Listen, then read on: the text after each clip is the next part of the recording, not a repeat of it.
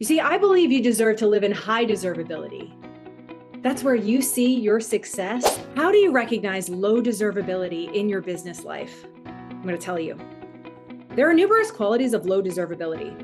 Low deservability is just the most destructive, toxic force in an entrepreneur's mind and business practices. So let's look at what low deservability may look like for you so you can identify it in your day-to-day. When you settle, rationalize, or justify doing or not taking an action today for business growth, chances are you're living in low deservability.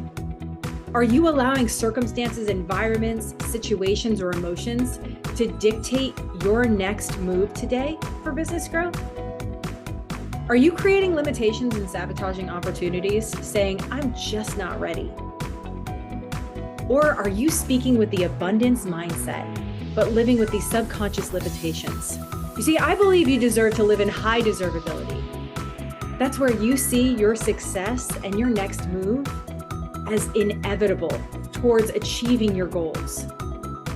Inevitable success looks like you feel the weights of sabotage, of doubts and fears have been lifted, and you just focus on empowering the person in front of you